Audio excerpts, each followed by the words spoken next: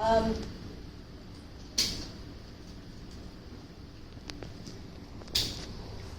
we're going to go ahead and get started.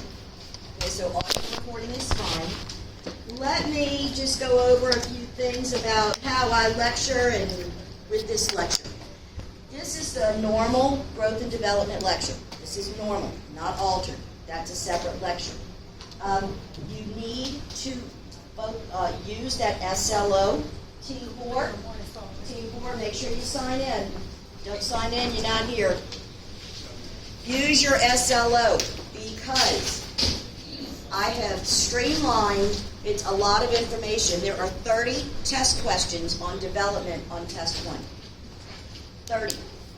Now that includes both normal and abnormal, or altered, not abnormal, altered development. If you need to read the book, you need to look at the pages that I have put on there for you, because not everything that you need to know for testing is given in lecture. Okay? Hint, hint. I have kind of streamlined what kind of pages to focus on. Look, especially in your PEDS book, very, very good tables and charts and pictures. Use those. It kind of makes it a little bit easier for you to understand. I put some review questions on Canvas, just, a few little review questions, but please do a bunch of practice questions out of the NCLEX books. NCLEX review books. Do a lot of questions. When I tell you, I say a lot of questions. We had a student a couple years ago that barely passed 220 by the skin of her teeth. Level 4, she's making 90s. We asked her, what did you do? I do about 100 to 200 tests, NCLEX practice questions before each test. You need to start studying this now. This is way too much information for you to think you're going to cram it in over a weekend. Students that do well in 220, you need to set yourself up a study schedule, at least an hour every day. If you wait until the weekend before a test to study, you're not going to pass the test. I'm telling you that right now.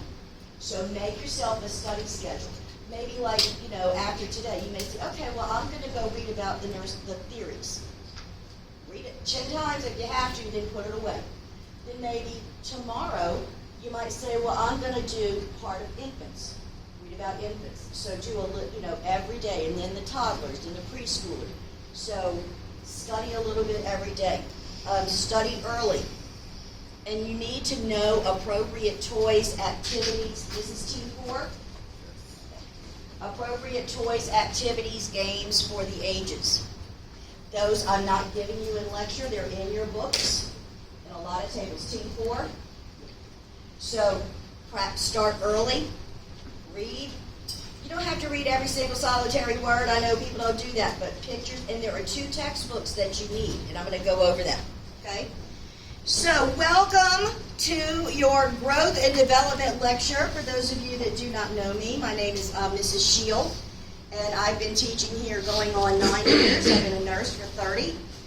My background is ER trauma and management. I've been an ER director, manager, supervisor, clinical educator, taking care of both. I worked at Old Charity in the old ER as a new graduate in 1991. I'm a graduate of Charity Hospital School of Nursing. I was a diploma graduate, the last of the diplomas before they started with Delgado. And I wore a hat and a dress, orthopedic shoes, and pantyhose for clinical. Try putting a Foley in when your hat's hitting, curtains in between a ward of 20 people. But anyway, I welcome you. I offer myself, I'm very open. Questions, concerns, text me if you have, or email me. Don't text me. I'm not kidding. But let's go ahead and get started. Let me get to this presentation. Okay, like I said, this is your normal development. This is the first book you need. Now they got, it should be 7th edition of the PD. We call this Bender and Ball, or the Ball book. This is the 7th edition. I think that that's what you all have because they forgot to order the 8th edition. So henceforth, I had to go and redo the entire SLO in slides because I had upped it to the 8th edition. So all the page numbers and everything on your SLO should be fine now. So in this book, this is the one that has really, really good pictures and charts and tables. Okay, the other one does too, but this is really good. So these are the chapters, 4, 7, 8, and 9. And does it say pay attention to charts and tables? This is the second book. This is your concepts book, volume 2. Module 25, which is development, which is a lot more, like on the theories, and also growth and development. Exemplar 51.A and 51.B. So those are the 2 books that you need. Hey guys, this is called an SLO. Student Learning Outcomes. Do you see how up at the top is your Pearson? Those are some of the page numbers to kind of focus on. So you don't have to read like every single thing because it's a lot of reading material. And this is the Bender involved, pediatric. Okay? So it kind of, I had to go back over the page number. If the page numbers are wrong on here, don't shoot me, just find it. It'll say health promotion, for toddler, preschool, or whatnot. Okay? So please use that. And when you're studying for tests, I can use my mouse, I don't have to go up there. You see these things, these student learning outcomes? This is team 4? Yes. Okay. This is what we're testing you on. So a good rule of thumb is for every other subsequent lecture, for like exemplars for like hypertension or for pneumonia or whatnot, if you answer the questions here for each of the exemplar conditions, you should be doing okay because that's what we're testing on. Okay? These are the developmental periods in the age groups that we're talking about. Your newborn period is the first month of age, the first 28 days of life, called the neonatal period. Then we move into infancy, which is from 1 month to 12 months. Your toddlerhood, which I love to call my little tater tots. That's from 1 to 3 years. Your preschoolers, my little sweet potatoes, those are from 3 to 6 years. Your school-age child is from 6 to 12 years, and adolescent, your teenagers from 12 to 18. Now, looking at that slide, do you see a potential problem? Look at the ages. Some of them overlap. For testing, I would tell you this is a 3-year-old toddler, or this is a 3-year-old preschooler. So it will be designated for you. Okay? I'm not that mean. And the same thing here. This is a 6-year-old preschooler or a 6-year-old school-age child. Okay? So that that'd be a little bit clearer for you when you are studying. Now, childhood. It's a period of rapid growth in a very short period of time. That is what is the main difference between adults and children. We don't grow as fast as they do, especially in that first year. So we need to know what is normally expected from the age group so that we can identify what is abnormal that needs a referral.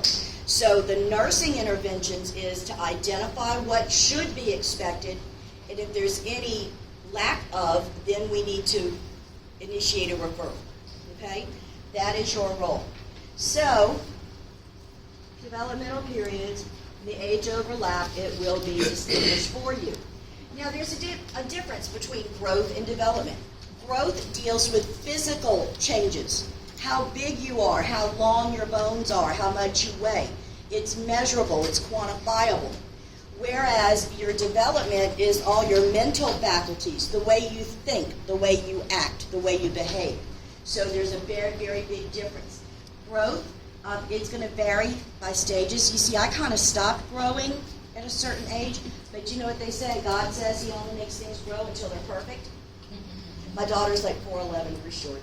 So, and then development is the increasing in complexity in how you think and how you're able to rationalize things. Okay? So that's your thinking mode. That's the behavioral aspect. Mental cognitive functions. So when you look at normal developmental principles, The way you grow and the way you mature is a lot based on your environment, genetics, maturation, but everybody follows an orderly, sequential process. It's just the times may vary, but everybody grows in the same way. Each sequence in your stage of development is predictable, although the onset of age may be a little bit, it's going to vary by child. Each developmental stage has its own characteristics, and you always start from very easy tasks, and then you develop more complex tasks. Okay? It's the way you learn here. I mean, we're not going to test you on what is a blood pressure at level 3. Level 3 is going to be, this is the blood pressure, how do you interpret this, and what are you going to do about it? Okay? The increasing in complexity. So, the pace is uneven. The series is predictable, but the pace and the time of onset for each child is going to be a little bit different. So it's highly, highly individual. When you look at growth, babies and children grow in a head to tail, or what they call a cephalocaudal direction, from head to toe. So they kind of grow long ways, kind of like stringy mozzarella cheese when you get that from the Sonic, which is really good, by the way. They grow in a head to tail. So what you're going to see is the baby's going to grow long ways. And when they're first born, what is the heaviest part of a child? The head. When they're first born, they have no head control. Newborns have no head control. That's called head lag. So if I try to pull a newborn up by their hands, like as a unit, that head can go plop, plop, plop. They have no head control at all. Because they're going to, before they grow, physically they're going to grow. But they're going to have control of their head and their neck before they will have control of their chest. Then they will have control of their arms before their hands or fingers. Okay? So it just kind of follows in that way. So that's called cephalocaudal. And have you ever seen a newborn baby? What are they? Physically, they're all kind of scrunched up, like this. They go from a proximal to a distal. So they move from head to toe and then from the inside out. That's what that means. So it's very predictable. They're going to, like I said, gain control of their head and neck before the trunk and limbs. So they're going to control their arms before their hands, and then their hands before their fingers. So that's just what we're doing. Okay, everybody's favorite thing in the whole wide world, theories. Don't you love theories? I guess not. Theories. Why do you have to learn about different theories? You had these in sight, right? Theories simply help you understand why people do what they do, think how they think, and behave like they behave. There's like a gajillion different theories on every single topic known to mankind. Okay? There are a few regarding growth and development that we need to do because, again, if we know what is expected, then we can identify the delays. So these are the components that we're going to focus on here: the psychosocial, the cognitive, temperament theory, and then in your book they talk about moral, spiritual, biophysical. What you are not responsible for those, like religion theory, resilience theory. No, only 3 theorists. Okay? These are the 3 theorists you need to know: Freud, Erikson, and Piaget. I make sure I don't have any table references on here. Freud. He was one, y'all know that Sigmund Freud, huh? Y'all have all heard about old Siggy? He was kind of weird, huh? The Oedipal complex and the mother thingy. The only thing we need to know about him are his defense mechanisms. There are 4 defense mechanisms of Freud. But he was the earliest person who identified parts of the personality. Do you remember what those 3 parts are of your personality? The ego, the id, the ego, the superego. Nice to know, not need to know for here. But he was one of the earliest proponents in understanding of how one's personality develops. But again, the only thing you need to know, defense mechanisms. Erikson talks about developmental challenges throughout life, and yes, you need to know those along with Piaget on cognitive or behavioral development. And that's how children behave and how they think and how they grow and how they change. So these are the 4 defense mechanisms. They're in your book, in one of them. I had to take out which book, which volume. They're in one of the books. Okay, that's all you need to know about regression. These things. Regression. What is regression? Regression is when you revert back to an earlier stage of behavior. Okay? All right, I'm going to tell you. My husband. I love my husband more than anything in the world. But when he's sick, he starts with, honey, you have a little bowl of ice cream. So you want some cheese to go with that wine, too? We all do it. I want my mama. We all do that. So regression is when someone's under stress, you may revert back to an earlier stage of behavior. Repression. Repression is very common, especially in victims of domestic violence or extreme trauma. Repression is where your brain makes you forget what happened. So you have no recollection. You do see that with a lot of PTSD. They don't want to remember some of the war, things that they saw in war. That's the involuntary forgetting of an uncomfortable situation. Then rationalization is where you try to take something that's wrong and make it right. Why'd you hit your brother? Well, he hit me first, so it makes it okay. You should give me another point on my test because I studied real hard. Okay, but the answer's wrong. So that's rationalization. And then fantasy. You're going to see fantasy a lot with children. They pretend that there's somebody else. Team 4? Yeah, just sign in and have a seat. Fantasy.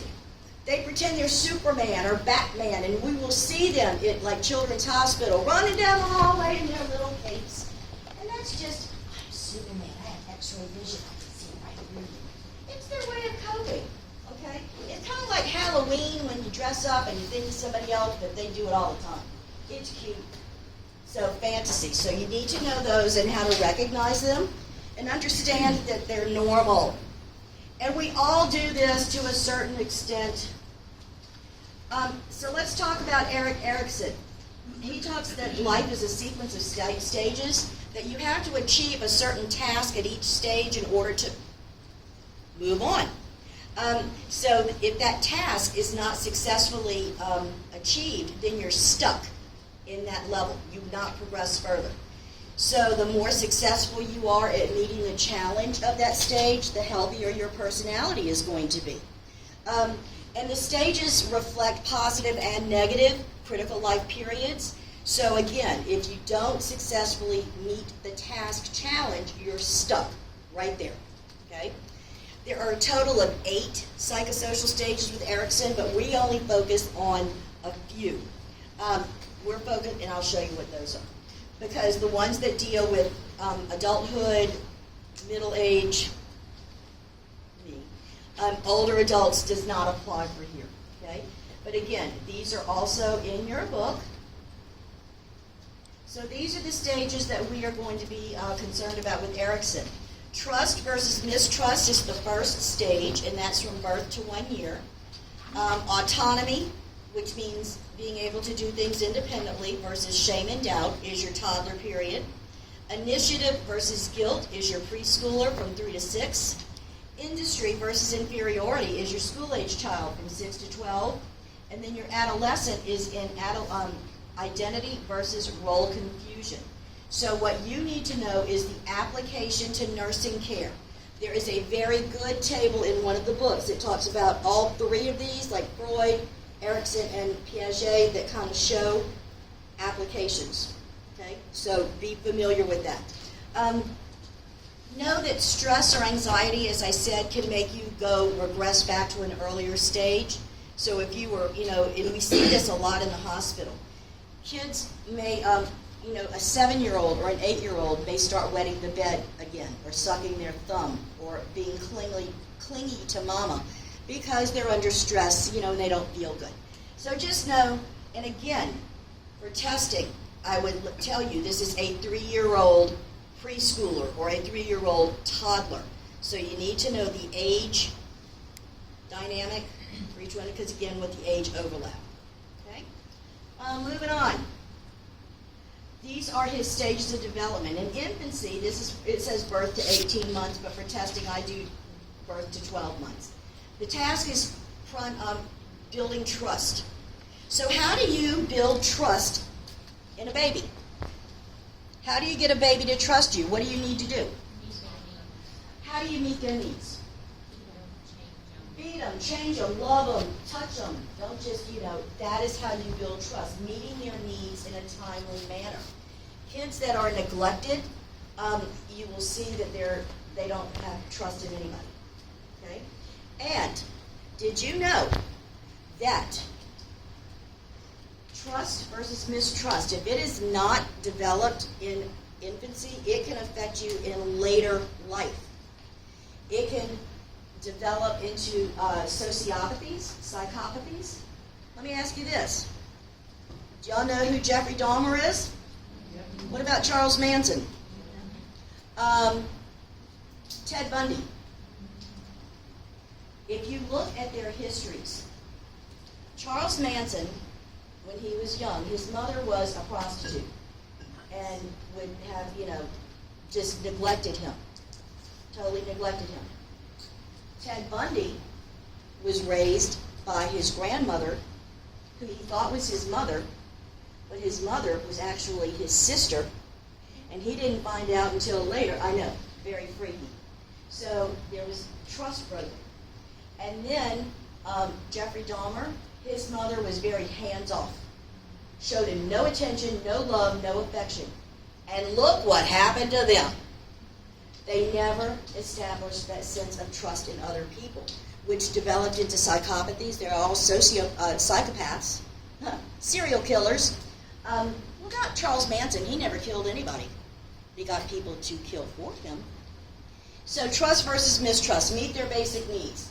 Early childhood, toddlers, autonomy versus shame and doubt. These are your little tater tots that want to do things for themselves. So we need, they want to dress themselves and help and brush their teeth and all.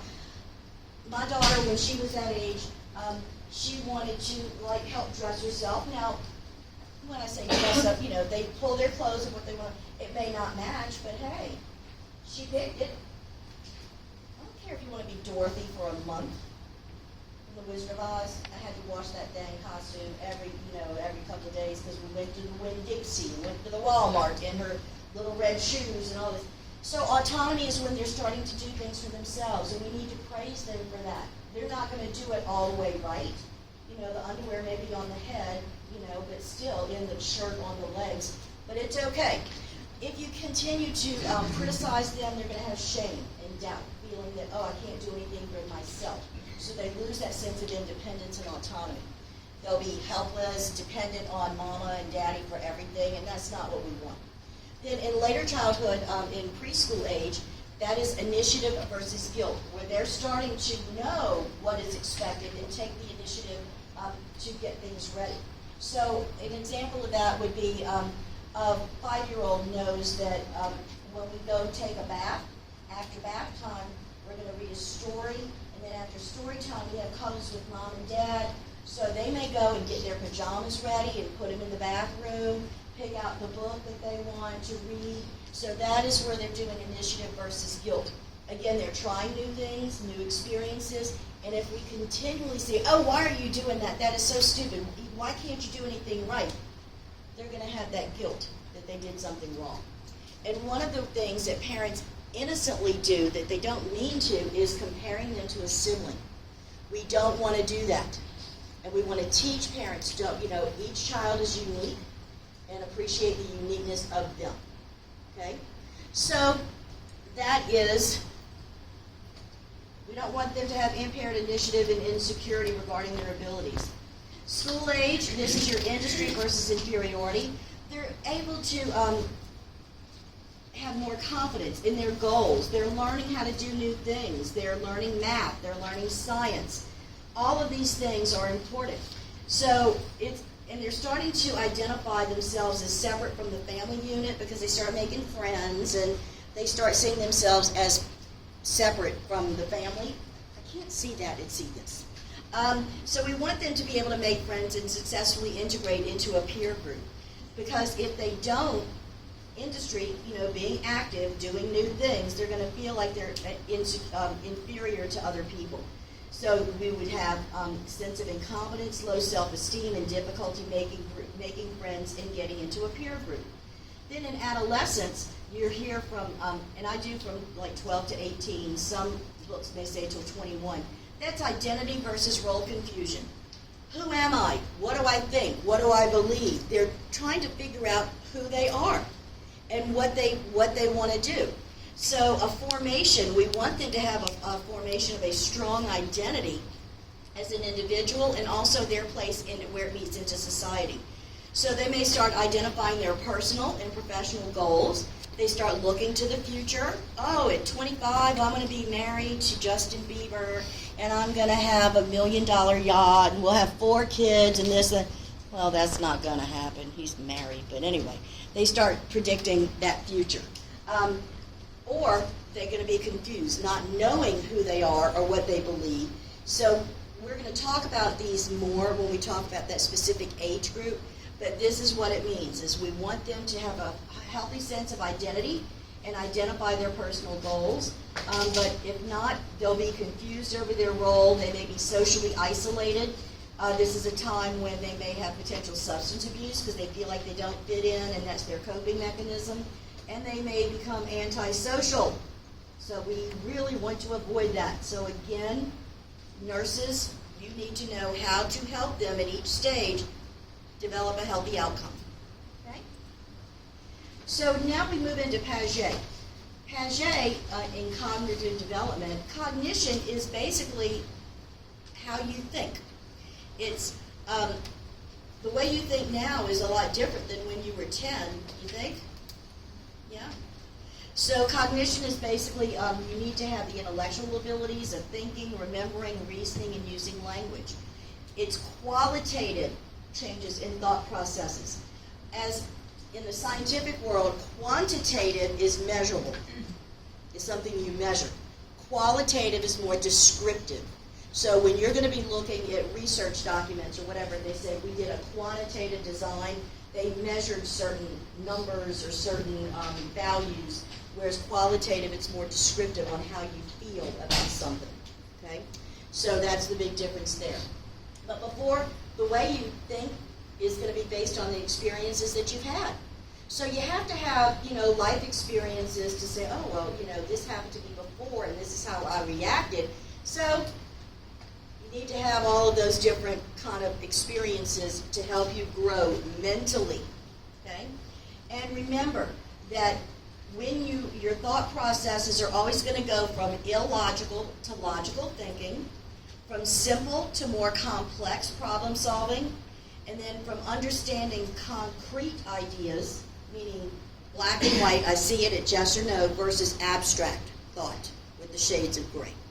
So the developmental stages, you need to know those and how to apply. So here with Piaget, there's this, again, these are in your book. The 4 phases you need to know, only 4 names. It's sensory motor, pre-operational, concrete, and formal. Under sensory motor, they have these little sub-stages, and also under pre-operational, they have these sub-stages.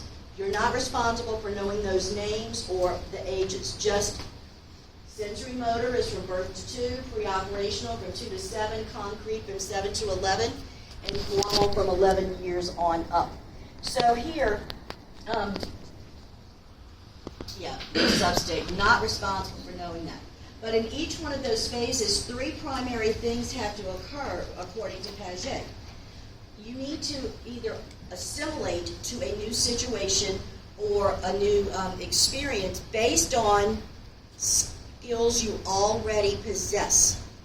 So assimilation would be, I'm going to a new school, I'm going to make friends the only way I know how. Okay, I'm not changing anything. Using your skills and techniques that you currently possess to fit in.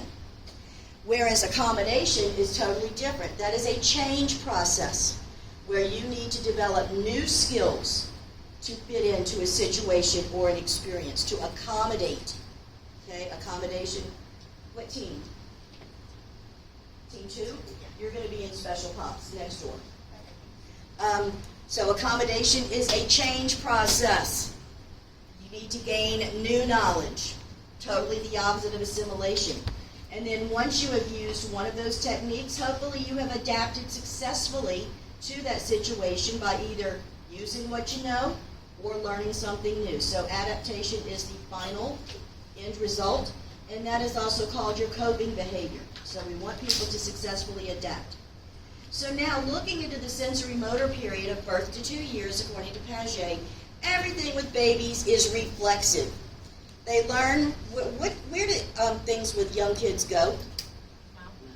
Everything goes in the mouth. You know, they learn through the reflexes: sight, hearing, touch, taste. So it's reflexive in nature. They learn through curiosity and exploration. So giving them, you know, the bouncy seats with all the bells and whistles and the things that pop up and do all of this. Their awareness of their environment grows in this age period. Intentional behavior occurs where they may know that if mama doesn't give me that cookie, I'm going to go pitch a little hissy fit, you know, until I get it. Toddlers discover new ways and goals and ways to attain those goals.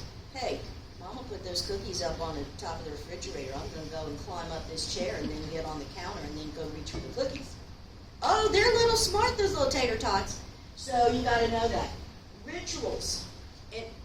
With young children, ritualism is very important. They need sameness. They need a predictable pattern. It makes them feel safe. It makes them feel secure. So when you take them out of their normal routine, that's when you're going to see the temper tantrum. That's when you're going to see the kids that are just, you know, do you really need to take a toddler to the movies at 11:30 at night? No. When their normal bedtime is maybe 7? No. So you throw them they're out of whack or out of sync, and they are going to have a problem. So ritualism, sameness are very important. We'll talk about that more. Language. There is an exponential increase in language development in this age from birth to 2 years, and we'll talk about that more. But speaking to the children in a normal voice, not baby talk all the time. It's like, hi, sweetheart, how are you? Let's go take our bath. Not, you want bathy waffy? No, talk to them like, you know, normal. And then a big thing that happens in this age period is object permanence, and you need to know what that is. Object permanence starts at about 9 months of age. So if I take, can I hold your can for a minute? If I'm saying that this is like a baby doll, y'all see me pass the pole? If I'm saying this is a baby doll and I'm playing with you, oh baby, baby, and I hide it out of your sight, if they're under the age of 9 months, they will not look for the object. Out of sight, out of mind. But now you're 11 months old.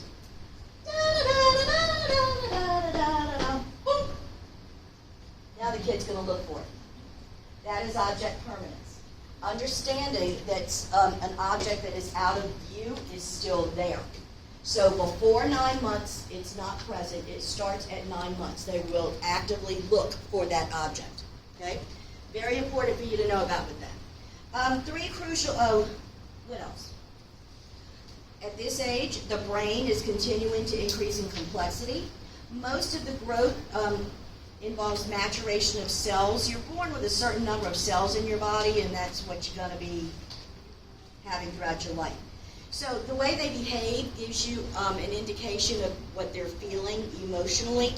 And the maturing brain, again, interprets and grows by sight, sound, all of those senses, okay, in the sensory motor period.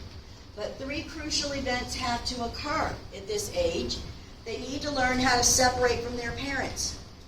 It's not easy to do, but they need to learn and understand that the parent will come back.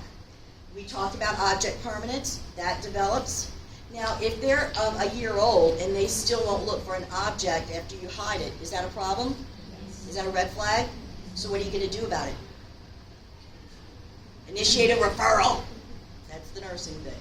And then they start using more use of symbols. They understand that maybe like this is their baby, or that this is their bottle, Or, go get your teddy bear. They start understanding symbols. Like a heart, they know that means love. Or a sun, that means happy, sunshine. Okay? So it grows exponentially, a little bit more and more and more and more. So those three things need to occur. During the pre-operational period, this is toddlers and preschoolers, your tater tots and your sweet potatoes.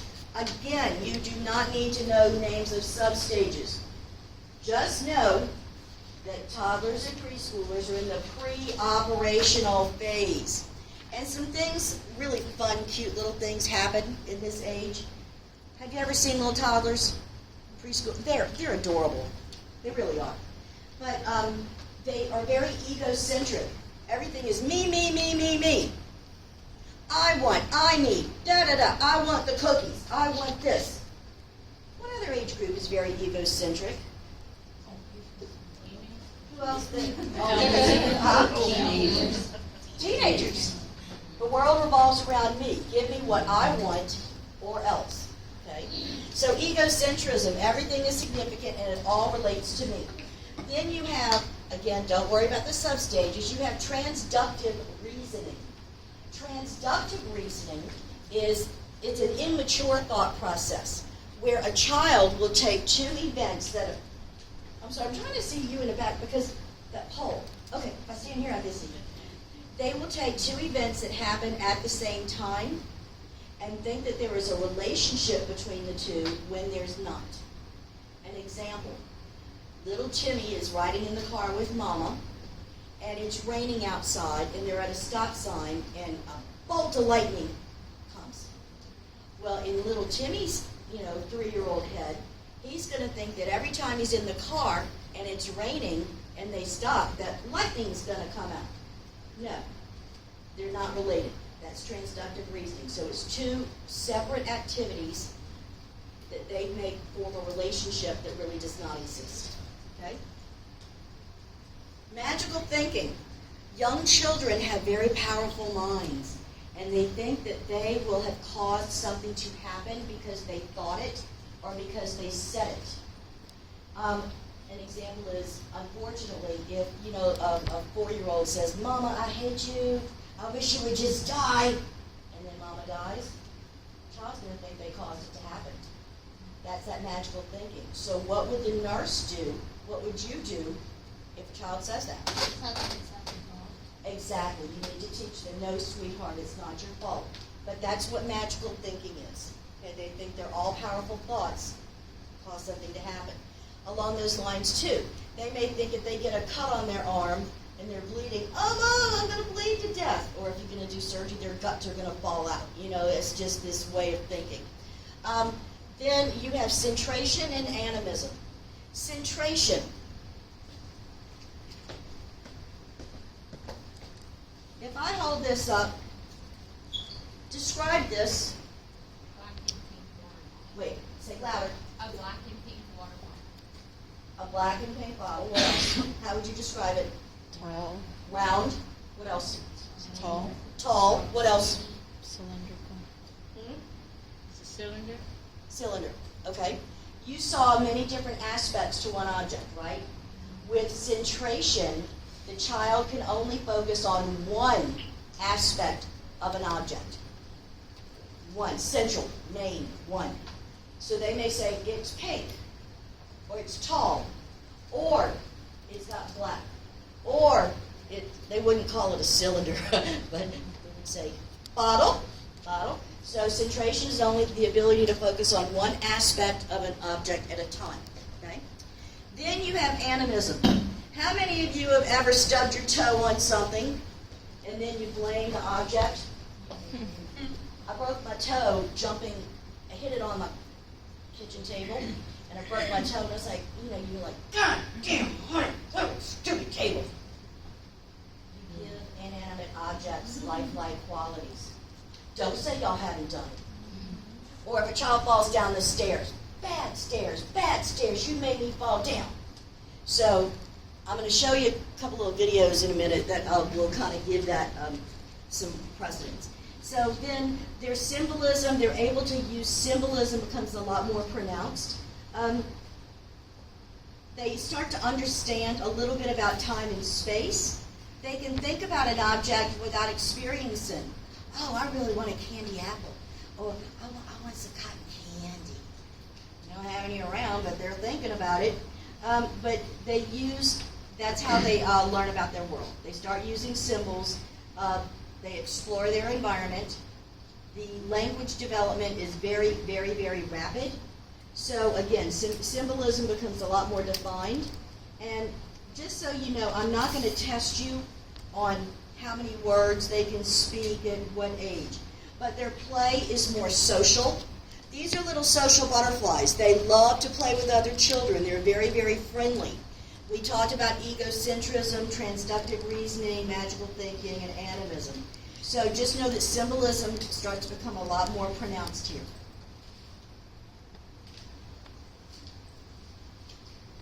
So in the concrete operational, this is your school-age kids from 7 to 11. They are starting to really understand cause and effect. If I don't look both ways before I cross the street, I could get hit by a car, okay?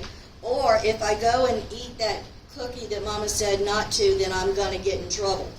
You know, those things. So they start understanding cause and effect. The way they rationalize and reason with things are based on concrete experiences, things they've already experienced, things they already know. They can start considering alternatives, solutions to problems. Okay? Well, if this didn't work, then maybe I could try this. What do all kids, especially in school, have to participate in for a grade? Well, class. They have to do a science project or something. Got to do that science fair or that social studies fair. So when you're doing a science project, don't you have a hypothesis? You're trying to test something. Is this happening? Is this not? Correct? They can start understanding it's the nursing process too. What am I dealing with? What is the problem here based on your assessment? So they can consider alternative solutions. Well, hey, if their hypothesis for their science project didn't work, then maybe we should try this instead. They can concentrate for longer periods of time. That's why they're in school. Okay? Then a big thing that you need to be aware of is the role or the concept of conservation. Conservation is a very important milestone here. What that means is that matter does not change even though the form of it may have changed. The easiest way is to think of a bowl of ice cream. Bowl of ice cream. If I give an 8-year-old a bowl of ice cream and the ice cream melts, they understand it's still ice cream, it's just melting. If you give a 4-year-old a bowl of ice cream and the ice cream melts, Mama, my ice cream went away. They haven't understood. Or if the ice cube melts, they understand it was ice, it's water. So conservation is the understanding that matter is not changed. It's still ice cream, even though it's melted. Younger children, like toddlers and preschoolers, have no concept of that. They'll think that it just went away. So that's a very big milestone that we need to understand. Okay? Also, too, they are concrete thinkers. Concrete thinkers. It's yes or no, it's black or white, it is or it isn't. They don't see shades of gray. Now, do you think concrete thinkers do well in the medical field? No. Why not? Because there's always a problem. Do all of your high blood pressure patients get the same medications? Do they all have the same comorbidities? Do they all live in the same kind of environment? Make the same amount of money? There are millions of shades of gray. Young children cannot see that. It is or it isn't, it's yes or no, it's black or white. And I can tell you that I have oriented some, in my past lives, some nurses that were only concrete thinkers. They didn't do very well because it's those subtleties that you get to know your patients. And the more you are a nurse and the longer, you start getting a gut feeling. Like, I used to tell the docs, it's like, something's wrong, this one's squirrely, something's going to happen. How do you know? I don't know. I just have that feeling. And sure enough, they crump within an hour in their coding. It's something that just develops in time, and y'all all get that. But conservation, very, very, very important milestone for this age group.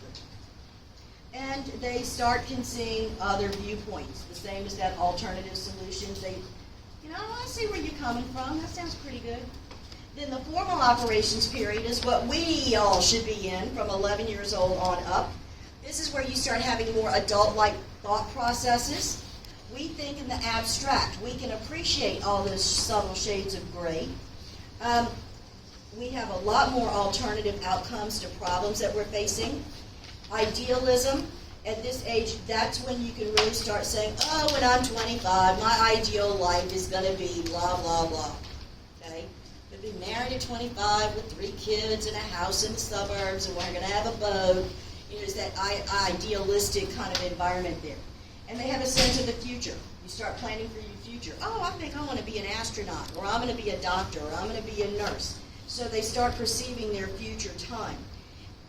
Then they start using deductive reasoning at this age. Not transductive, but deductive. That's where you draw a conclusion based on a logical premise. For example, all dogs are animal. This is a dog. Therefore, this is an animal.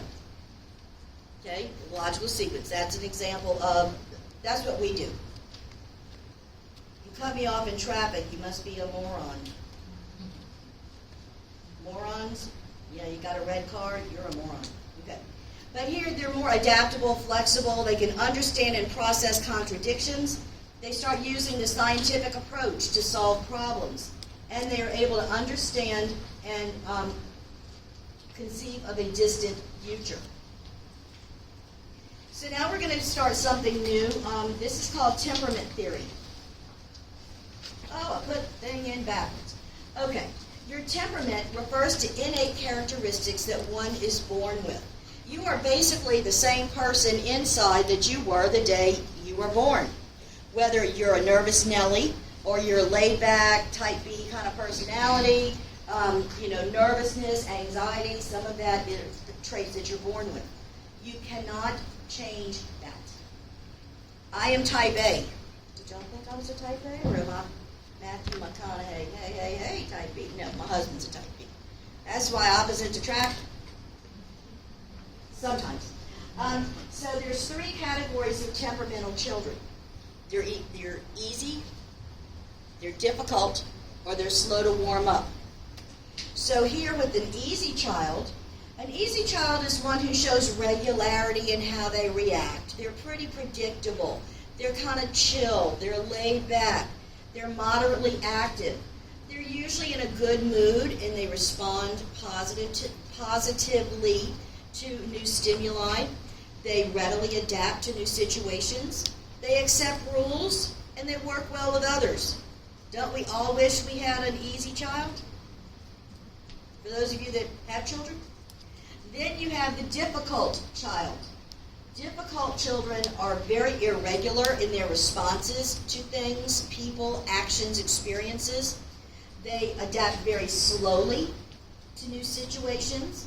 They show intense reactions to the environment. Very intense. Drama.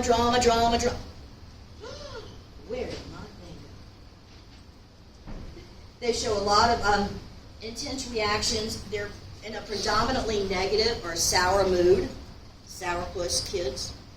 And this is a big source of family strain and pressure and dysfunction. Now, what do you think is going to happen if you have very laid-back parents and you have a difficult child? Is that fit going to be very good? Is that fit going to be very good? No. Same as if we have, high-strung parent and a laid-back kid. So what do we need to do? We need to kind of help them understand how to get a better fit. And that is also in your book. I think I have it on the next slide. On ways that we can help improve the fit between parent and child's temperaments. Then you have the slow to warm up child. The slow to warm up child, they're kind of initially withdrawn, might hide behind mama, but then It's like you talk to them for a minute and then they kind of come out of their shell a little bit, kind of like a little crab or a little crawfish. They react with very mild intensity, but they're a little bit slower to adapt to new situations. So they're kind of a little hesitant, but they're still predominantly happy, sweet. So you need to know all of these different things, and it's different than personality, because your personality is more based from external influences, whereas your temperament is internal. So again, those are characteristics that don't change usually over time. I'm still the same kind of kid I was when I was, 5. Risk to consider. There are certain things you need to consider as a nurse, that when you have a child that's in the hospital or that is sick, that illness and hospitalization can interfere with the normal developmental processes, because when they're in the hospital, it keeps the child from moving. They may be in pain. They have anxiety. So that's going to affect them. They're going to use those defense mechanisms that we mentioned earlier. It's going to be a challenge for you to promote normal growth and development. And this is important when you're planning care for your child in their care plan. If they've had a bone marrow transplant or your child has cancer, are they going to have a whole lot of energy? No, so you're not going to, you need to keep those things in mind. Are they able to get out of their room because they're immunocompromised? This is Team 4 for 220. Are they going to be able to leave their room, go to the playroom? No, so we're going to have to do activities that are going to countermand that. Their ability to concentrate. Are y'all in the... excuse me 1 second.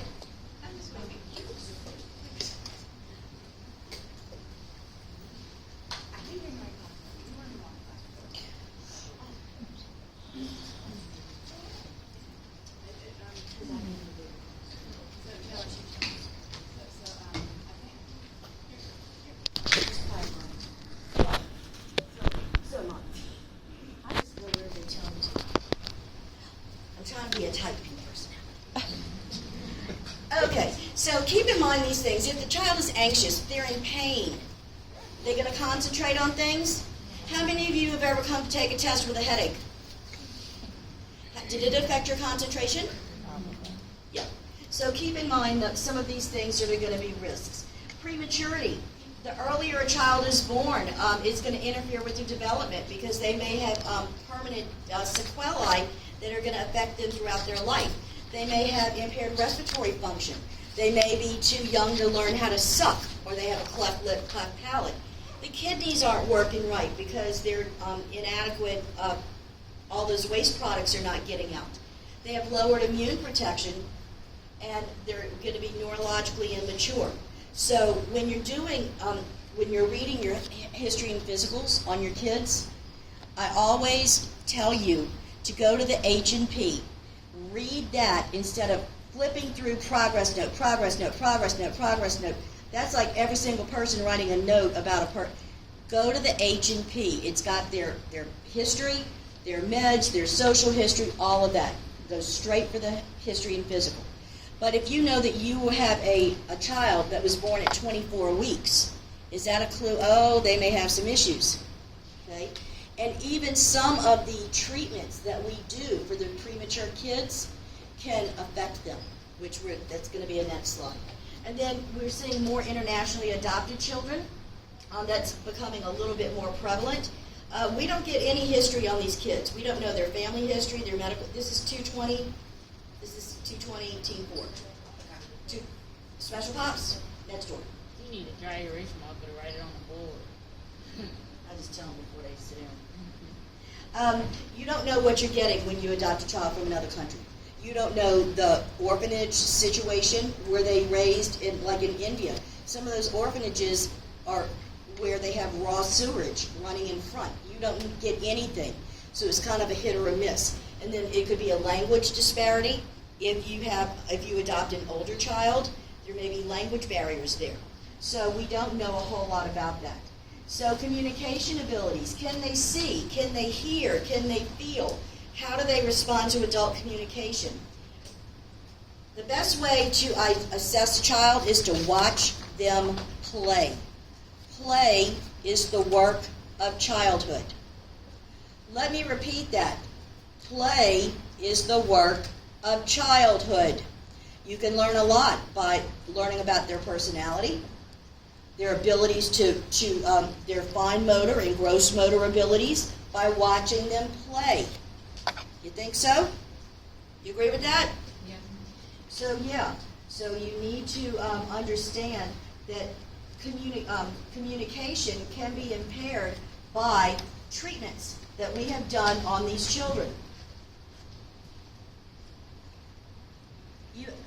How many of you have already taken 223? Anyone already taken it? What happens when if you have a baby that's born at 24 weeks? Are they breathing adequately on their own? What machine do we normally have to put them on to breathe for them? Anybody that's not breathing, what machine are you going to put them on? A ventilator. Ventilators give air under pressure. If that pressure is too high, it's going to scar the lungs, and the lungs lose their elasticity. It's called bronchopulmonary dysplasia. Okay? The lungs cannot expand and contract. Is that going to affect their oxygenation abilities? Is that going to affect their play abilities? Can they do organized sports? Maybe not.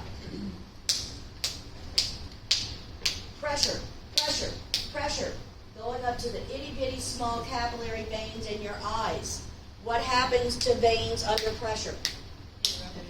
They pop. They rupture. Retinopathy of prematurity. Blindness. I'm hitting that pressure to the vessels going to my head. What happens to vessels in my head under pressure? They rupture, and what does it cause? Intracranial hemorrhages, which causes that part of the brain to not function. So do you see how some of the things that we do for treatments for prematurity can have permanent disability? Oh, that hurt my head. I'm rough on myself. Yeah, so keep about those things. And then infection. If they're born early, do they have an immune system? No, so they're more prone to getting infections and getting sick. So be very aware and know if your child was born premature. It's going to give you some indications.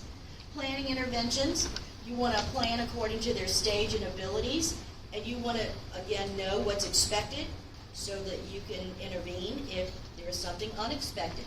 So we make referrals. That is the nursing, what we need to do for referrals is disparities, and then we'll do planning interventions with each age group. We want to encourage normal growth and development, and child life therapy, a new medical discipline, helps to maintain some of that in the hospital setting. They will come and help with growth and development needs for that child to help them through a procedure or to get things done, to explain things. My daughter wants to do child life therapy. It's a really good thing. Encourage play while they're hospitalized, because play is important for their development. And allow social interaction when hospitalized. Allow their friends to visit if it's appropriate. Maybe put them with a roommate if not contraindicated, and get them out into the playroom if it's not contraindicated for their condition. But remember, for toddlers and preschoolers, ritualism is important. So you need to schedule your nursing interventions around their normal times. So how are you going to know what their normal schedule is? Ask the parent. Do you want to really send this child, this 4-year-old, down for a CAT scan at 3 o'clock when they are normally taking a nap from 2 to 4? Are you going to have a cooperative child if you send them down there at 3 o'clock? So what can you independently do as the nurse? Reschedule it either before or after. You don't need a doctor's order for that. They don't care what time it gets done as long as the CAT scan gets done. So take some initiative with your independent thoughts there. That includes socialization.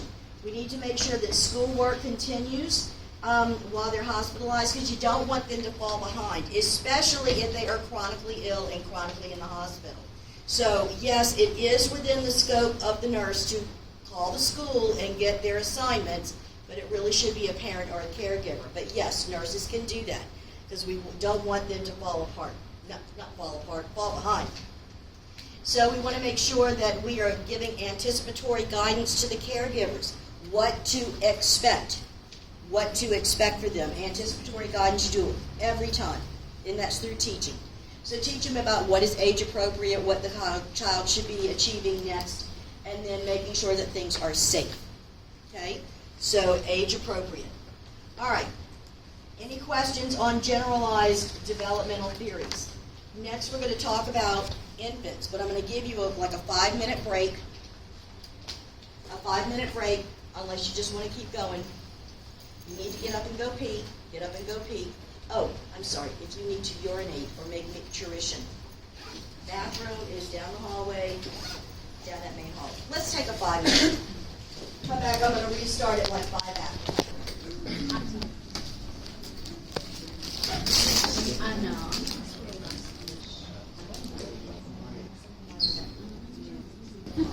Let's start moving on because we're going to go through infancy. All right, so those are your chapters here that I have put up on the SLO.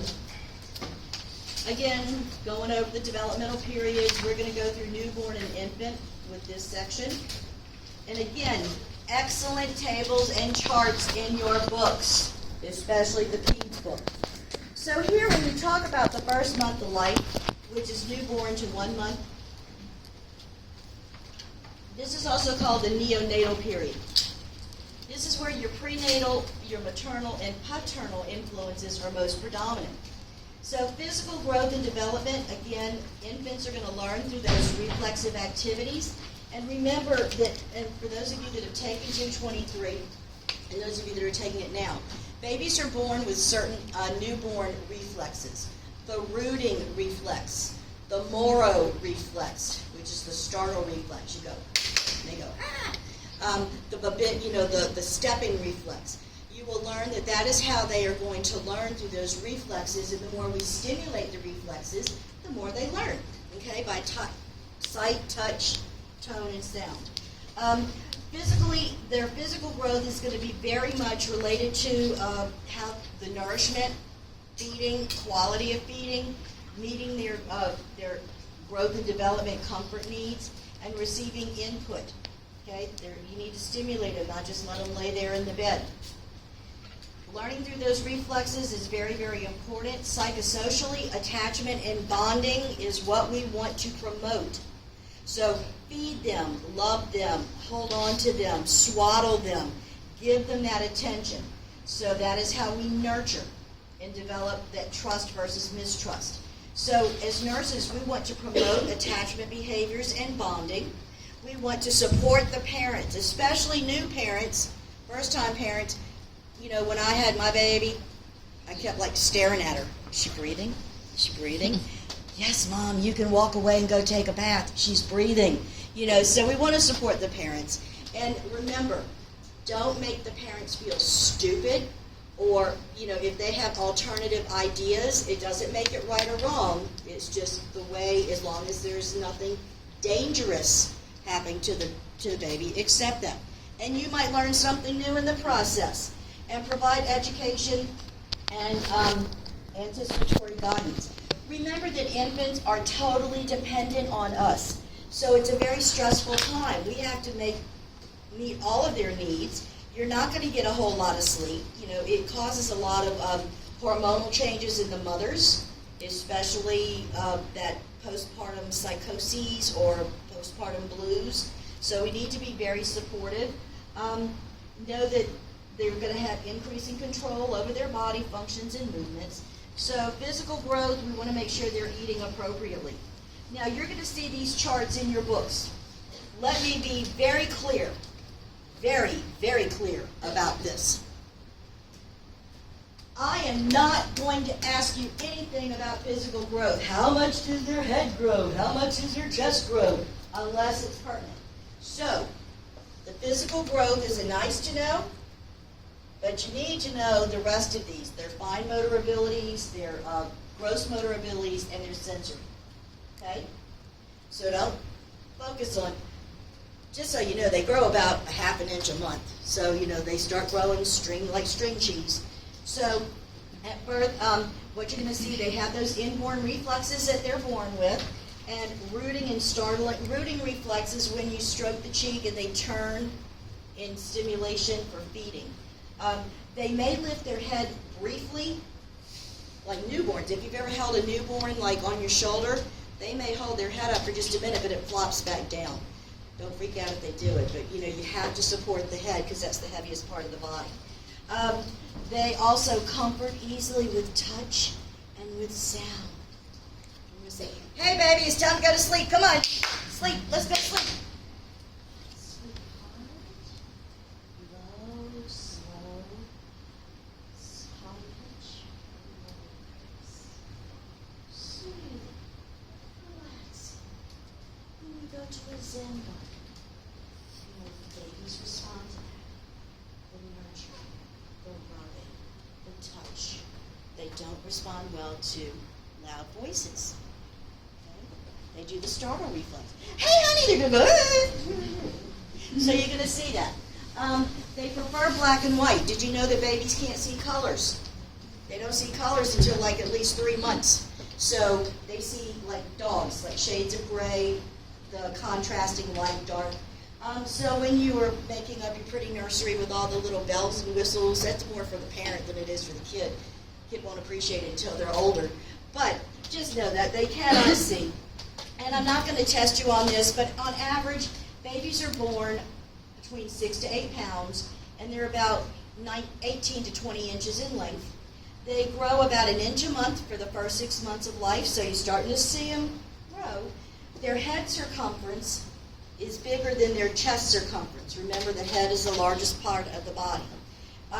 And those newborn reflexes all last until 6 months of age. They should be gone by 6 months of age, except for the Babinski, where you do the bottom of the foot, do the bottom. The Babinski is where you take a sharp, an object, the toes fan out and go up. That's in children until the age of 3. That's normal. Fan up, toes go up. In you and me, if I do the Babinski on us, we should have plantar flexion down. Okay? It's abnormal if a child's foot goes down. Ours should. Anybody ever watched that movie with Tom Cruise? Days of Thunder. He was getting a neuro eval. She said, toes down, you're good, because if he fanned up. So they're, for babies, Babinski, it lasts until they're 3. Okay, then they'll go down. So just know that their movements are random, and they have no control of their head. So they have complete head lag, just a floppy flora. So here, when we start moving into further, now with infancy, you need to study it and break it up into increments, like 2 to 4 months, 4 to 6 months, 6 to 8 months, 8 to 10, 10 to 12. So here, what you do need to know about growth and development is at about 3 months of age, the posterior fontanelle, or the soft spot, should close.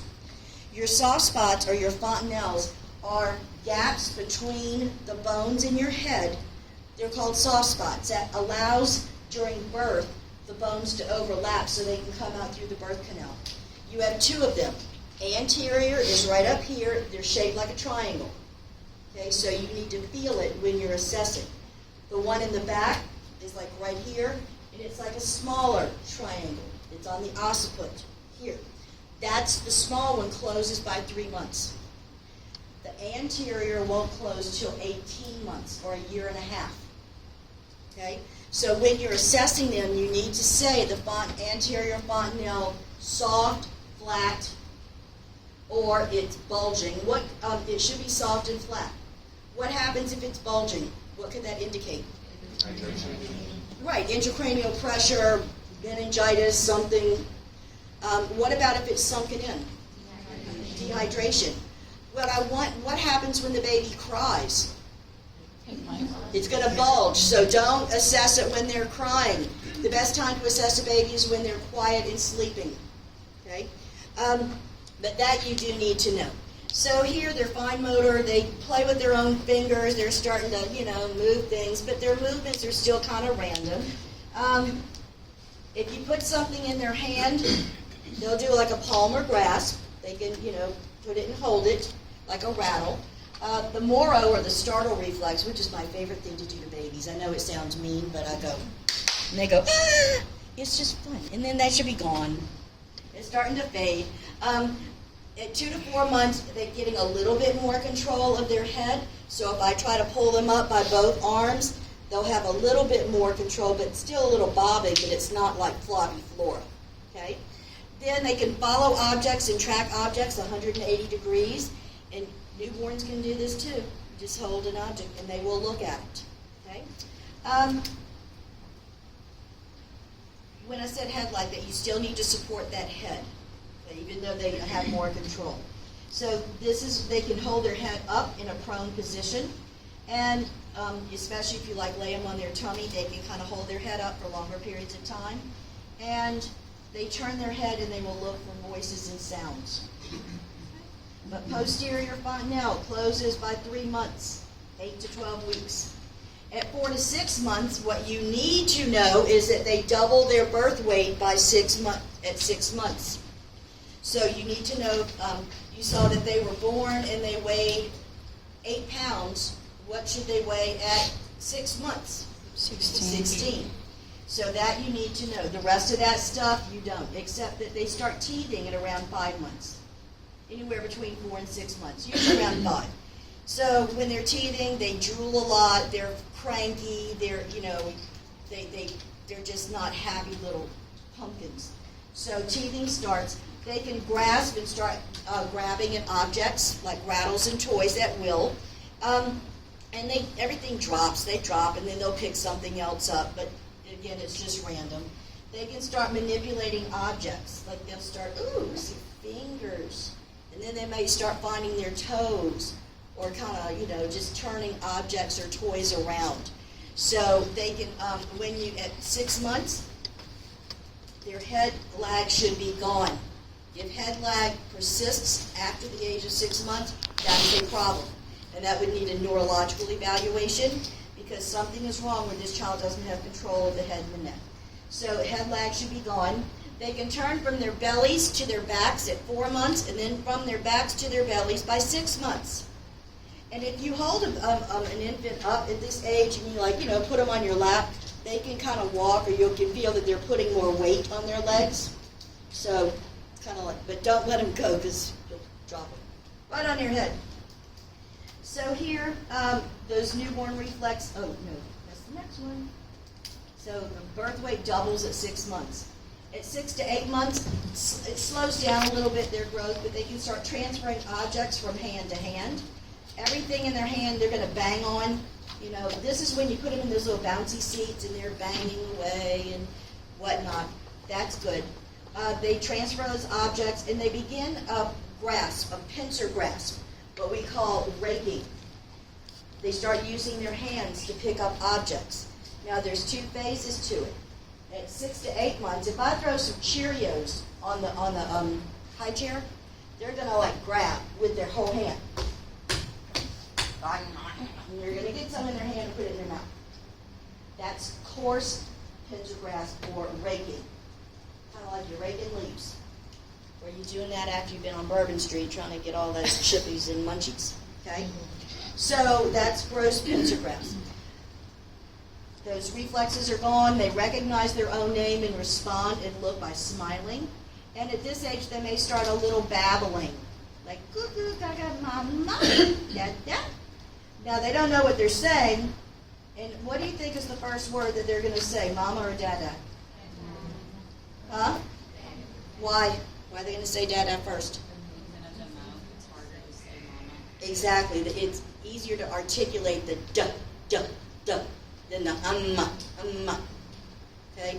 But what do you think mama's going to say? I love your mama. They love their daddy more than their mama. And they're going to get up and say, no. They can just say the word because it's easier to articulate and do. So make mama, not good. Here at 8 to 10 months, they can start using the fine pincer grasp. Instead of raking like with leaves, they can start picking up like a pincer, a crawfish pincer, one object at a time. And Instead of 10 Cheerios in the mouth, they can pick up 1 Cheerio at a time. So this starts at about 8 to 10 months. At this age too, they can start maybe crawling or creeping or cruising or the inchworming where they're on their bellies and they're kind of propelling forward. That is something that happens around this age. They can start pulling themselves up to a standing position. So what are you going to be concerned about and want to teach parents about as these children become more mobile? Safety. Safety is going to be paramount. So what else would you want to teach them to do to the home environment? Yeah. Baby proofing. Yeah, start baby proofing. They can pull themselves to standing, and at 10 months, babies can sit unsupported on their butts. But you have to put them in that position. So if I take like a 10-month-old and I put them in a sitting position, they'll stay that way, but they can't get themselves into a sitting position on their own yet. Okay?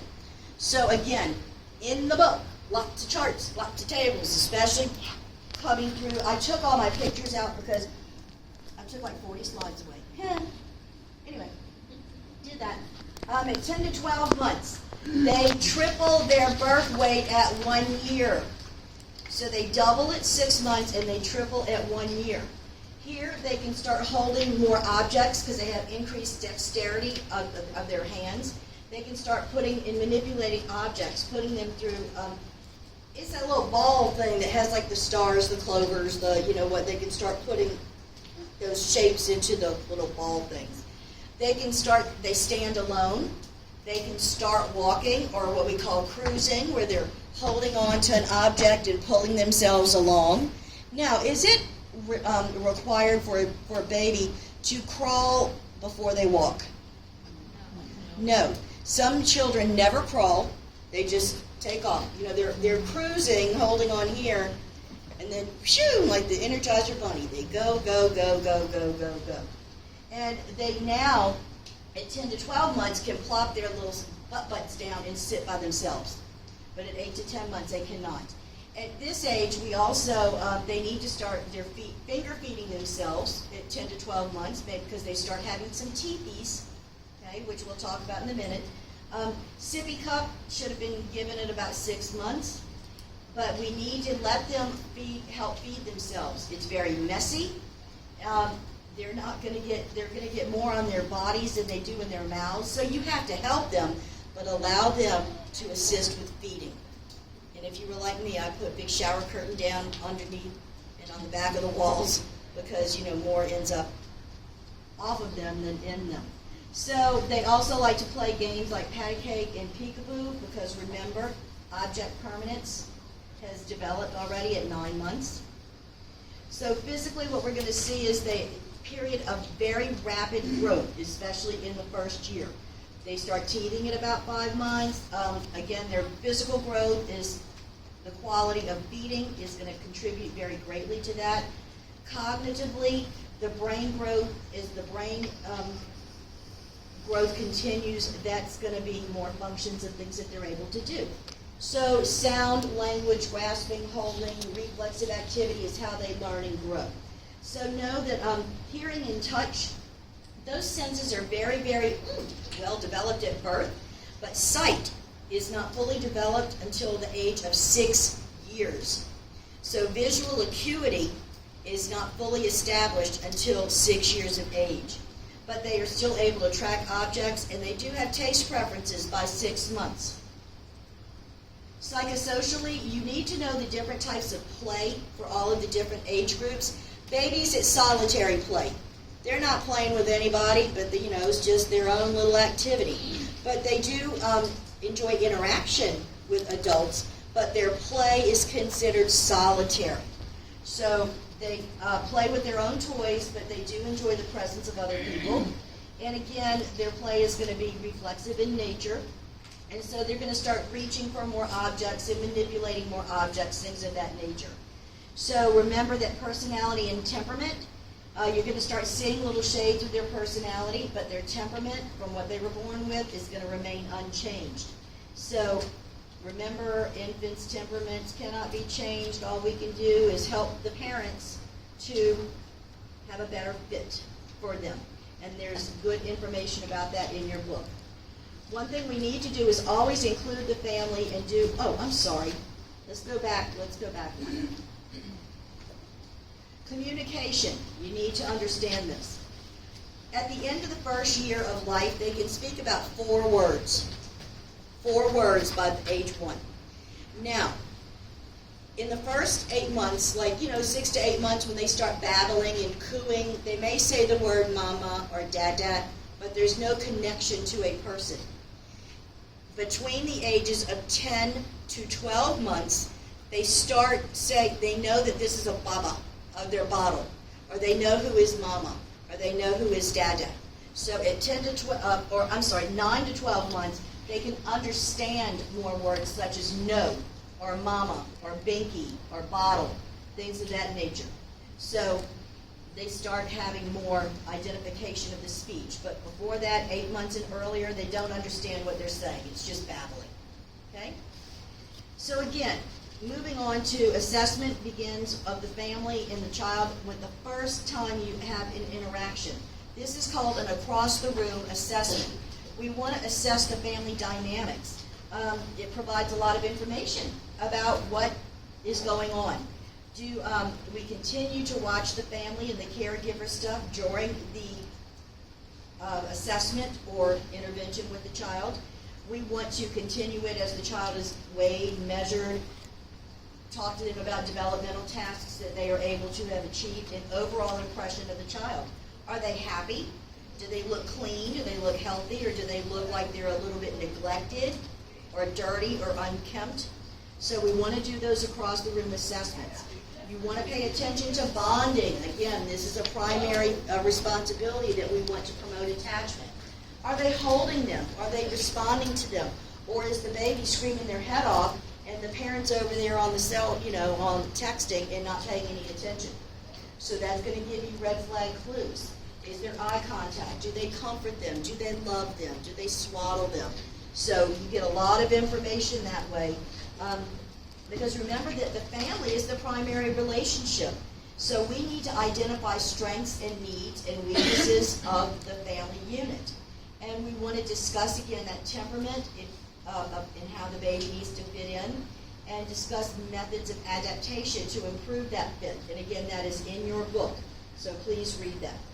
When you're doing a physical assessment, we're going to plot their height, weight, and their head circumference, fronto-occipital head circumference. And we do that until the age of 2, routinely. Now, it's not always done in the hospital. This is done in the doctor's office, in the Well Child Baby Clinic. Do I need to measure the head circumference of a baby who's there because they have a broken leg? Is it applicable? No.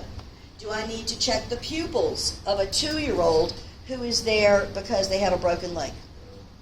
No. Do I need to check the pupils of a child having seizures? Yes. Do I need to check the pupils of a child who's there for nausea, vomiting? Pupils? It has nothing to do with their gut. You'll learn about more specific what you need to do.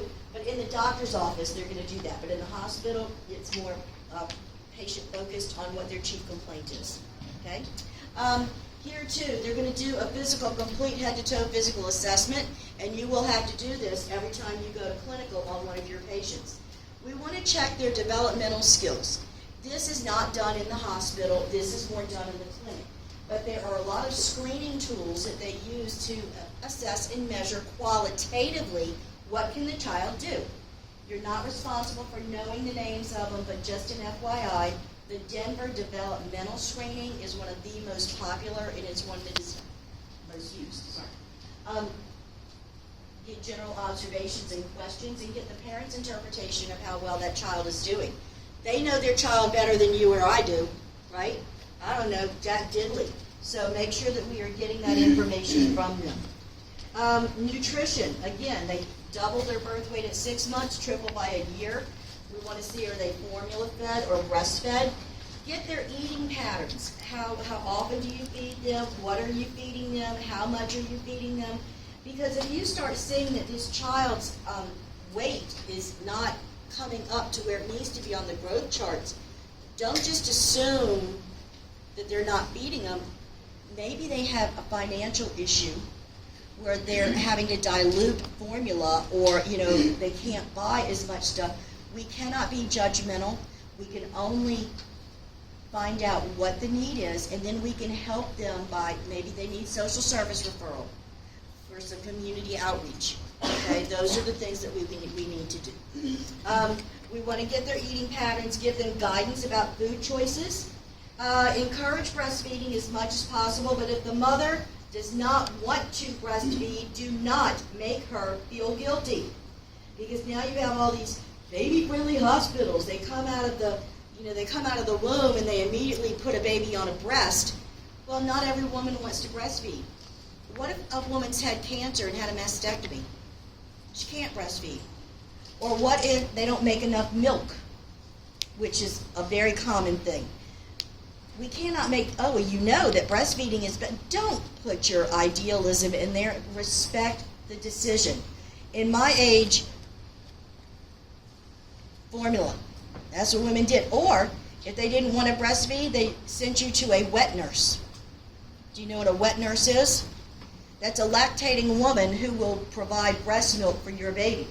They will nurse the baby. Well, now they have pumps, but back then, you went to a lady who was lactating and they would feed your baby if you did not make enough milk. Yeah. Look at me like, ooh. So the first solid food is introduced in about 4 to 6 months, and it's usually iron fortified rice cereal. That's because it does not produce many allergens. It's easily digestible. So iron fortified rice cereal at 4 to 6 months, when they start getting those little baby teeth, and the baby teeth are usually the bottom ones that come in first. We want to start always giving those solids with a spoon. They used to have these injectors that look like a little bottle with a nipple. You don't do that anymore. We only give 1 new food a week. 1. Why? Assess for allergies. So if I give them a whole smorgasbord of, carrots and beets and applesauce, you don't know what they're allergic to.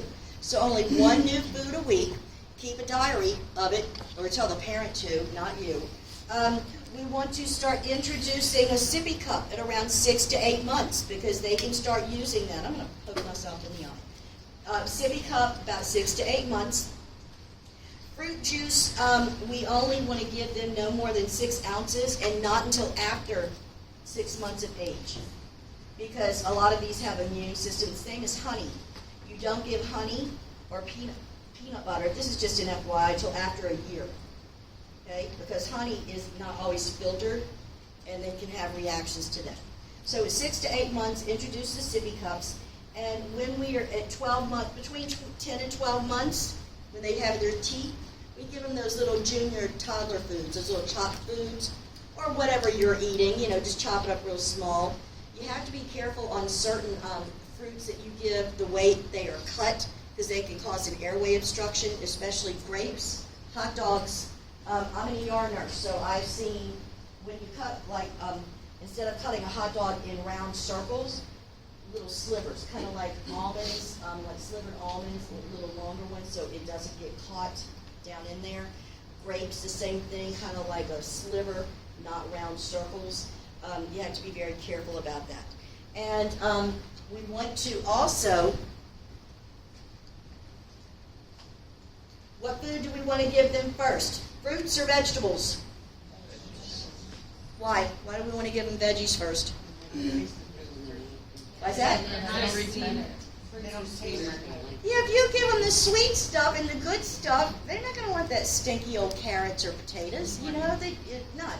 So you want to give the vegetables first, even though nobody taught me that when I was, a new mom. We did the rice cereal and the applesauce or the bananas, and my mom would mix it together. My mom was from a foreign country, so she would make her a orange juice kind of something with mashed banana and this. She liked it, and I did not feed my child baby food. She ate what we ate, but I made it and pureed. I guess, what do they call it now, like mixer. So I would make her like lima beans. I like lima beans. Y'all like lima beans? Okay, but I would squeeze the innards out, so, that shell, the skin wasn't on there. A little milk, salt, pepper, maybe even a little garlic powder, because I'm half Arabic. She would eat that. Today, she eats all vegetables. Carrots, I would puree, put maybe a little bit of brown sugar in there. Hey, it works. Whatever floats your beanie. Because if you've tasted some of that, those vegetable things of, the meats, I did give her baby food meat because I couldn't. Yeah. But the vegetables taste like, some of them taste like crud. Especially the potatoes. You give your child mashed potatoes. Season it up, then they'll be a good Cajun kid. All right, so nutrition. When you want to find out if they're breastfeeding or bottle feeding, of course, breastfeeding is best because it does provide them with all the immunity factors. There's IgG, IgA, IgM, all of that. Women, especially new moms, want to know, how do I know if I'm making enough milk? If your child is gaining weight and they're wetting at least 6 to 8 diapers a day, you're making enough milk. Okay? And if they're not constantly crying or putting their hands by their mouth like for hunger. And I'm not reading that. You can read about signs of hunger. Again, bottle feeding, if they are getting bottle fed, it needs to be iron-fortified formula. We always feed them in an upright position, not laying down, not in the bed with a bottle propped in their mouth, always up, because they're at risk for choking. And because their eustachian tubes are more horizontal than vertical, they can also get milk that goes through here and into their ear canals and cause ear infections. Always sit them up. We need to feed them about 6 to 10 times a day and burp them in between feedings or several times during the feeding. The same is on the breast. After they do one breast, if you're going to do the other breast, you need to burp them in between moving breasts. Okay? Let's see what else. No bottle propping. Bottle propping is I shove this bottle in their mouth and put something under it to keep it in their mouth while they're laying down or sleeping. And they choke. They get choked to death.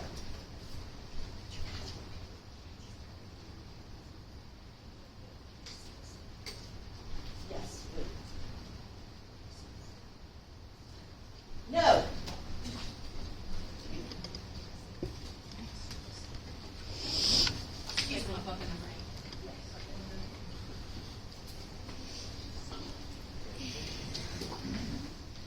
Part 2 of this lecture. I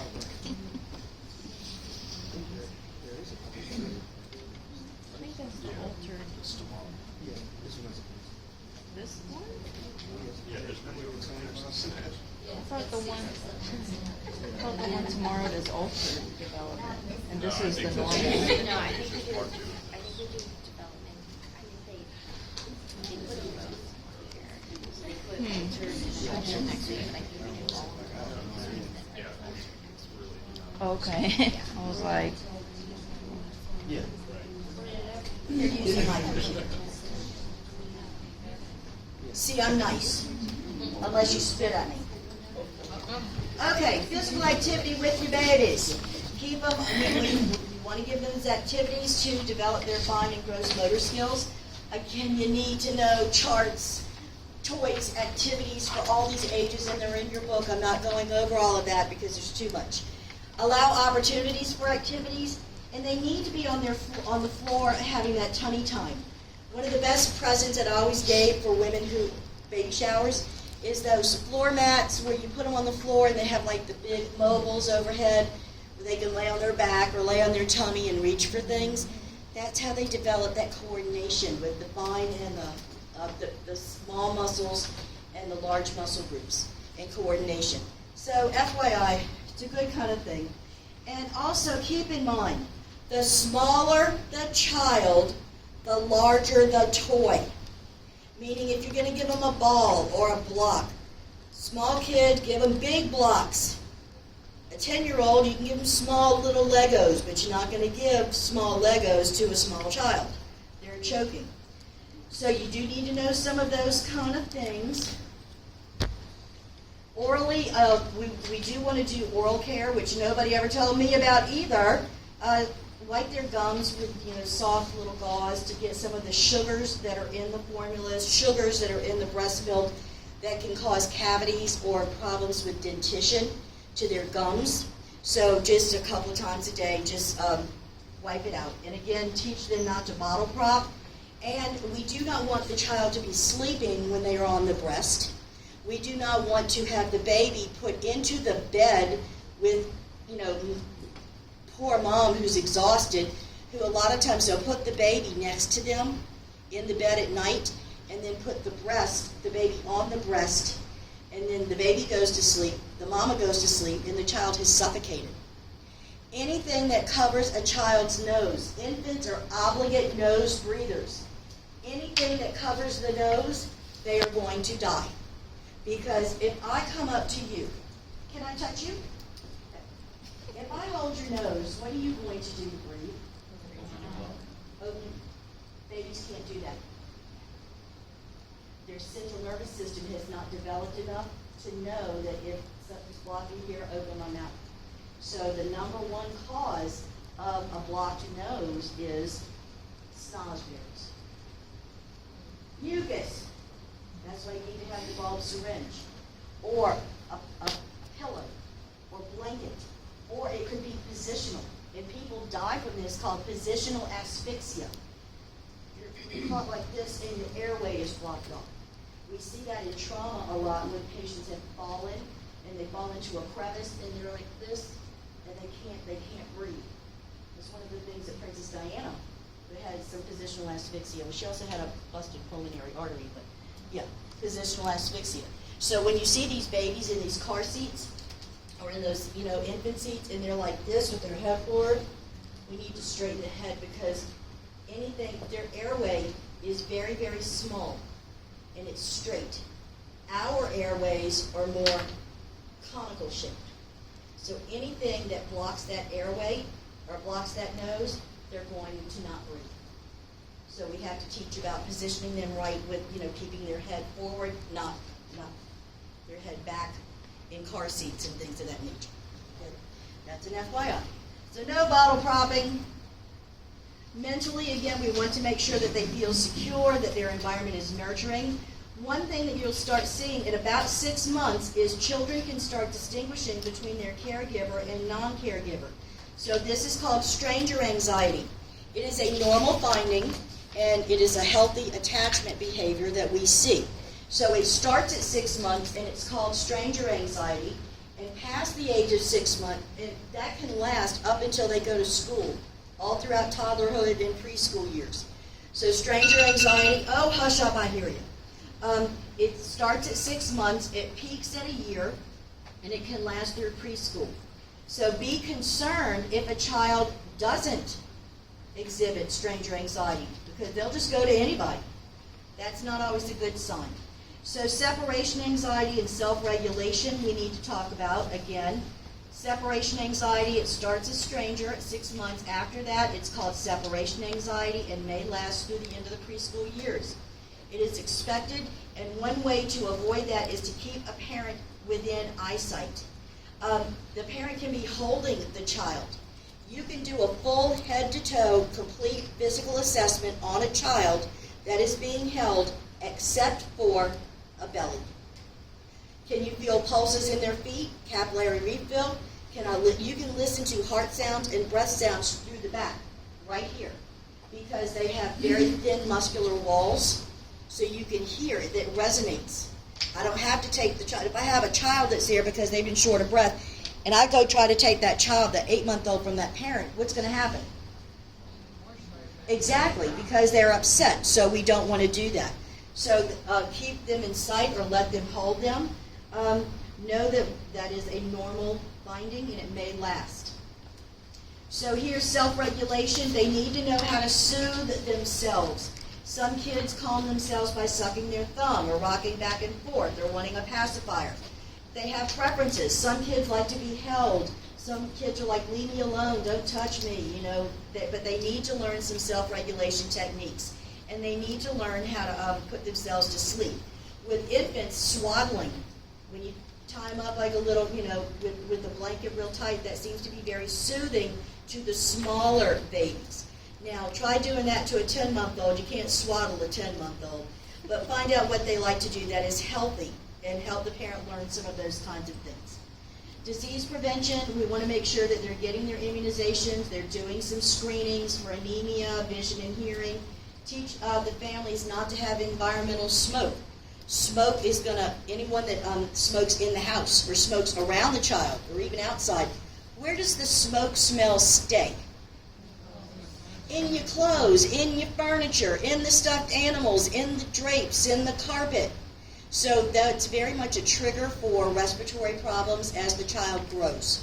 Okay, and we are one of the highest areas in the nation for asthma, and that's because of our geographical location. We live below sea level in a fishbowl, and then we have industrial corridor all the way around us. So all of those toxins and everything kind of stay suspended over the fishbowl. So we have a very large asthma population. We want to make sure that we are doing injury prevention teaching. And again, these are, see charts in your books, but things like the appropriate car seat. Don't leave your baby in the car. I can't believe you have to tell people that, but you know, that choking hazards, small things that are picked up, especially as they become more mobile. Making sure that homes that the child's going to are safe and that choking hazards are taken care of, but you never want to leave a baby unattended. You always want in the hospital the side rails, the crib rails that are up. You want to check the bath temperature of the water, of their food, of those things before you give it to them. No bottle at nap or bedtime. Get rid of the fancy blankets, pillows, stuffings, stuffed animals that are in the crib. They need to have nothing in there except their little body and maybe one thin blanket. So teach parents about these kinds of things. Car seats. All children, and this is important, need to be rear facing until the age of 2 and 20 to 40 pounds. Rear facing until the age of 2 and at least 20 to 40 pounds. There is, you don't need to know all the rest of this, just know you need to follow manufacturer's recommendations for age and weight. And this is why we don't ever want them to buy a used car seat. They should never buy a used car seat. This was a fatal accident in Louisiana. You can see the car is totally damaged and both parents were killed. Do you see the 2 car seats? They look to be pretty much intact, right? But you cannot tell all the way because there could be micro damage done that has affected the structural integrity. So tell people never buy a used car seat. They do have warranty dates. So strategies to promote. We want to make sure, again, we're teaching and telling parents what to expect. Let them be involved in the exam. Ask questions. Because when you're dealing with small children, it is mutually established goals that we are doing collaboratively. Remember, with children, it is the parent and the patient who are considered the patient. So we're doing as much for the parents as we are doing for them. You can read the rest of these, but involve the family in all aspects.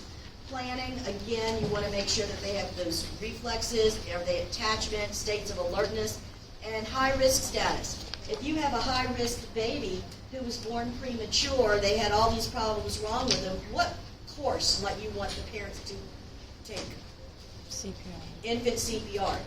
So if you have a high-risk child, you may want to encourage that they take CPR for infants. Again, you need to know how to interpret growth and development charts. They are in the back of your textbooks. You need to know how to plot them, how to read them, how to interpret them. But understanding that, again, this is a period of very rapid growth, their ability to walk and talk. We want to see the book for temperament and personality for a better fit. Oh, shoot, I ran out of time for mine. Okay. They're in solitary play, increased mobility. I'll show it to y'all tomorrow in a little video. But as their safety is going to be the primary importance. If they have increased risk of injury, they need that floor and tummy time. These are my little videos. I don't know. Y'all want a minute to see it? They're only like a minute or 2. Or do you want to wait till tomorrow? Tomorrow. Huh? Tomorrow. Tomorrow? Tomorrow? Yeah. Remind me, because I have the attention span of a mosquito. Okay, stop. Good. everybody in this room sign it. If you don't sign it, we'll come up here, I ain't reading to you. I'm old. If you don't sign it, you're not physically here. And tomorrow, we are going to be where? And Oh, here. let me tell you.